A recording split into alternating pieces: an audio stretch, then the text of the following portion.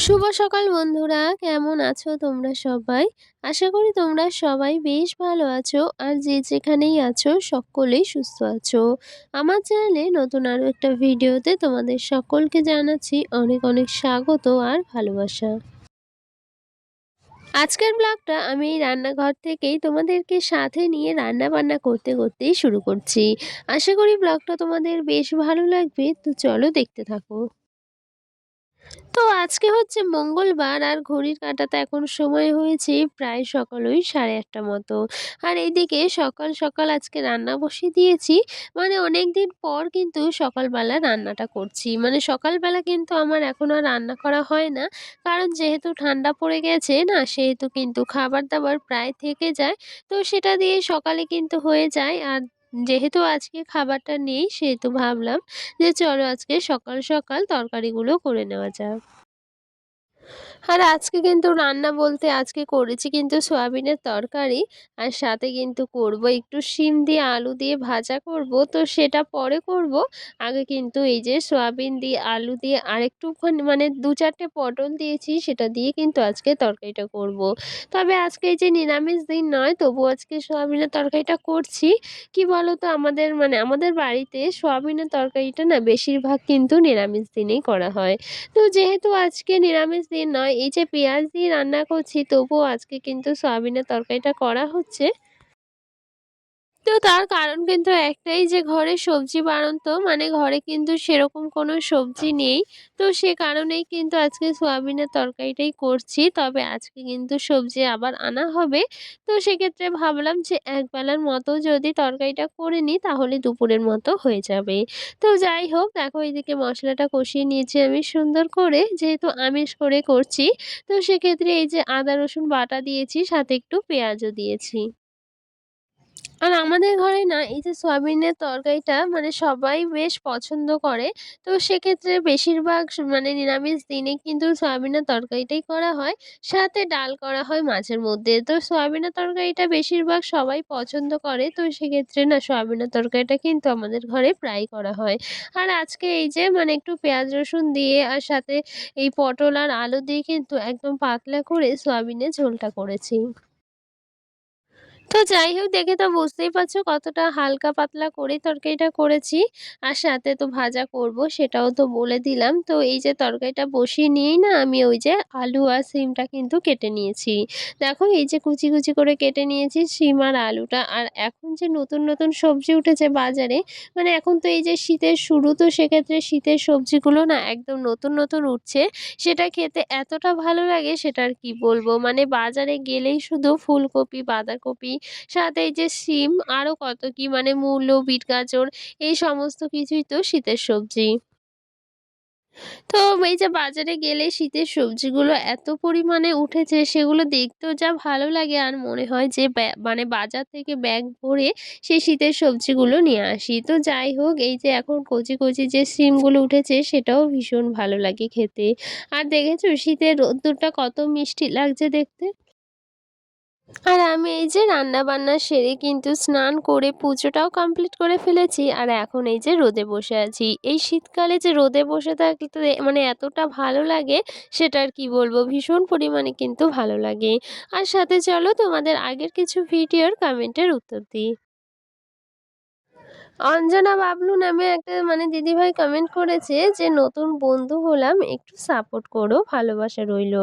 তো তোমাকে অসংখ্য ধন্যবাদ দিদিভাই এত সুন্দর একটা কমেন্ট করার জন্য। আর সাথে আমাকে এতটা সাপোর্ট করার জন্য অসংখ্য ধন্যবাদ। আর সত্যি কথা বলতে এই যে ভয়েস দিতে এতটাই সমস্যা হচ্ছে, মানে এই যে কথা বলছি না, বারবার কিন্তু গলাটা শুকিয়ে আসছে। আর ভীষণ পরিমাণে কাশি হচ্ছে। তো সেক্ষেত্রে ভয়েস দিতে খুবই প্রবলেম হচ্ছে। এই যে দুটো কথা বলছি, তার মধ্যেই কিন্তু ভীষণ পরিমাণে কাশি হচ্ছে। এই যে এখন সিজন চেঞ্জের সময়, এই সময়টা না ভীষণ পরিমাণে মানে মানুষের ঠান্ডা লেগে যায়, সর্দি কাশি হয়, জ্বর হয়। প্রত্যেকটা ঘরে ঘরে কিন্তু এরকম অবস্থা। তো সেক্ষেত্রে আমার তো আরো বেশি মানে ঠান্ডার দোষ আছে। তো সেক্ষেত্রে ঠান্ডা লেগে যায়। আর এতটা পরিমাণে কিন্তু ঠান্ডা লেগেছিল যে শরীরটা একদম ভালো ছিল না। আর এখনো কিন্তু একদম ভালো নেই। মানে ভয়েস দিচ্ছি, প্রচুর পরিমাণে কাশি হচ্ছে। গলাটা একদম শুকিয়ে আসছে। কথা বলতে কিন্তু ভীষণ প্রবলেম হচ্ছে। তো তৃষ্ণা নামে একটা দিদিভাই কমেন্ট করেছে যে, "খুব, খুব ভালো লাগলো।" তো তোমাকে অসংখ্য ধন্যবাদ। সাথে মানে আরেকটা দিদিভাই কমেন্ট করেছে অর্পিতা বলে, "অনেক ভালোবাসা রইলো।" তো তোমাদের অসংখ্য ধন্যবাদ এত সুন্দর, সুন্দর কমেন্ট করার জন্য। আর সাথে তোমরা এই যে সময় নিয়ে আমার ভিডিওগুলো দেখছো বা আমার ভিডিওগুলোতে কমেন্ট করছো, সাপোর্ট করছো, সাবস্ক্রাইবার করছো, ভীষণ ভালো লাগছে জানো তো। আর তোমাদের এই যে তোমাদের ভালোবাসা মানে পাচ্ছি বলে কিন্তু আমি ভিডিও করছি বা ভিডিও করার এনার্জি পাচ্ছি। কারণ এখন না আমার শরীরটা ভীষণ খারাপ হয়ে আছে। মানে ঠান্ডা লেগেছে, কথা বলতে পারছি না। তো সেক্ষেত্রে শরীরটা একদম ভালো নেই। আর যেহেতু না এই শীতকালটা সকালবেলা উঠে এনার্জিটা ভীষণ লস হয়ে যায়, যে ভিডিও করব সেটাও ভালো লাগে না। তো সেক্ষেত্রে ইচ্ছেও করে না। তবুও এই যে ভিডিও করছি তোমরা এতটা ভালোবাসা দিচ্ছ তার জন্য। আর আগের দিন বাজারে গিয়েছিলাম আর এই ফেস ওয়াশটা নিয়ে এসেছি জানো তো। এই ফেস ওয়াশটা কিন্তু আমি বলতে গেলে নতুন ইউজ করছি। আগে কখনো করিনি। তবে মনে হলো ফেস ওয়াশটা ভীষণ ভালো। আমার স্কিনেও ভীষণ পরিমাণে মানে স্যুট করবে। বেশ ভালো। তোমরা মানে কেউ যদি ইউজ করে থাকো এই ফেস ওয়াশটা জানিও তো কেমন এটা। তো দেখো আমি এদিকে টেবিলটাও গুছিয়ে নিয়েছি। দেখতে কিন্তু বেশ ভালো লাগছে। আর জানো তো এই টেবিলটা কিন্তু আমার বেশ পছন্দের। মানে এখানে আমি নিজের জিনিসগুলো সুন্দর করে গুছিয়ে রাখি বা নিজের মতো করে সাজিয়ে রাখি, ভীষণ ভালো লাগে। আমার এটা ড্রেসিং টেবিলের না ভীষণ শখ, মানে নিজের একটা ড্রেসিং টেবিল থাকবে যেখানে নিজের মতো করে জিনিসপত্রগুলো গুছিয়ে রাখবো, তার কিন্তু ভীষণ শখ রয়েছে। তবে ওই যে কথায় আছে মধ্যবিত্ত ঘরের মানে মানুষদের কিন্তু শখ আহ্লাদ সহজেই পূরণ হয় না। তো সেক্ষেত্রে আমারটাও হবে কিনা জানি না। তবে ঘরে সেরকম জায়গা নেই যে আলাদা করে ড্রেসিং টেবিল রাখবো। তো সেক্ষেত্রে কিন্তু কেনার আগ্রহটা আর করি না। তো যাই হোক যদি কখনো হয় অবশ্যই কিনবো বা নিজের শখটা পূরণ করার চেষ্টা করব।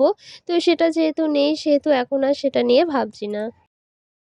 ওই যে মধ্যবিত্ত ঘরের মানে বউদের না শখগুলো শখই থেকে যায়, সেটা কিন্তু সহজে পূরণ হয় না। তবে ভগবান যদি কৃপা করে বা মানে কখনো হয় সেরকম কিছু অবশ্যই কিন্তু পূরণ হবে। তো যাই হোক তোমাদের সাথে কথা বলতে, বলতে ঘরটা গুছিয়ে নিয়েছি। আর জানো তো সকাল থেকে কিন্তু কারেন্ট ছিল না। এই যে কিছুক্ষণ আগে কারেন্ট আসলো ভাবলাম তোমাদের সাথে কিছুটা ভিডিও শেয়ার করি। সাথে ঘরটাও বেশ অগোছালো হয়ে আছে সেটাও গুছিয়ে নিই। তো তোমরা প্রত্যেকে আমার ঘর গোছানো ভিডিও দেখতে ভীষণ পছন্দ করো। তো সেক্ষেত্রে তোমাদেরকেও এই ভিডিওগুলো দিতে আমার বেশ ভালো লাগে।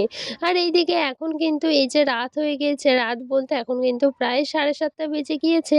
তো শীতের রাত বুঝতেই পারছো মানে শীতের সময় কিন্তু রাতটা বেশ বড় হয়, তখন কিন্তু সহজে রাতটা কাটতেই চায় না। আর তোমাদের সাথে কথা বলতে, বলতে কথাগুলো এতটাই বেঁধে যাচ্ছে মানে সেটা আর কি বলবো, তোমরা তো বুঝতেই পারছো কতটা কথাটা বেঁধে যাচ্ছে। তোমাদেরও হয়তো শুনতে ভীষণ খারাপ লাগছে বা মানে শুনতে ইচ্ছে নাও করতে পারে যে এরকমভাবে কথা বলছি সেজন্য। তবে কি বলো তো ওই যে বলছি যে গলাটা ভীষণ শুকিয়ে আসছে, বারবার কাশি হচ্ছে।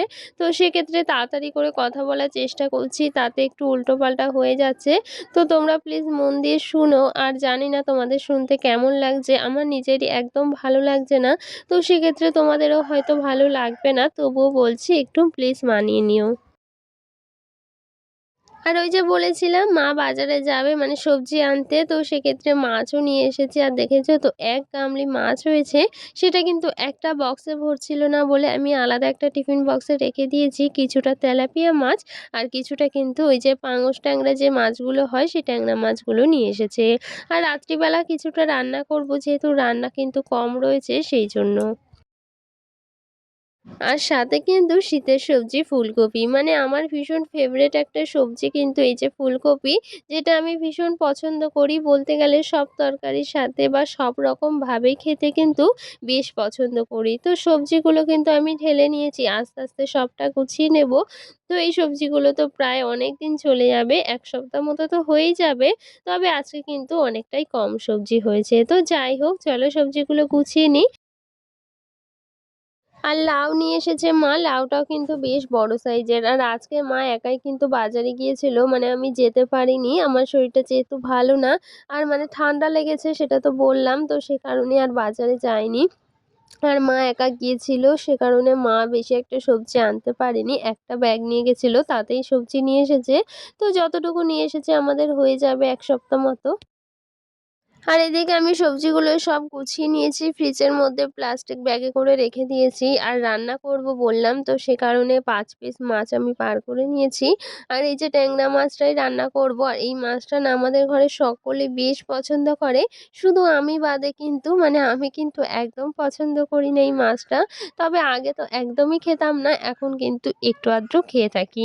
তো যাই হোক, মাছটা দেখেছো কত সুন্দর লাগছে, মানে দেখতে রান্না করার পর ভীষণ সুন্দর লাগছে। তো যাই হোক, দেখো মাছটা রান্না করা হয়ে গিয়েছে। আর সাথে তোমাদের মানে কমেন্টেরও উত্তর দেব। তো আগের ভিডিওতে সঙ্গীতা নামে দিদিভাই কমেন্ট করেছে। তো সে আমাকে কমেন্ট করেছে, "খুব ভালো হয়েছে ভিডিওটি।" তো তোমাকে অসংখ্য ধন্যবাদ এত সুন্দর কমেন্ট করার জন্য। তো মাছটা রান্না হয়ে গিয়েছে আর দেখতে কেমন লাগছে অবশ্যই কিন্তু কমেন্টে জানিও। একদম ঝাল করেছি, খেতে কিন্তু বেশ ভালো হয়েছিল। তো চলো আজকের ভিডিওটা এখানেই শেষ করছি। সকলে ভালো থেকো আর আজকের ভিডিওটা কেমন লাগলো কমেন্টে জানিয়ে দিও।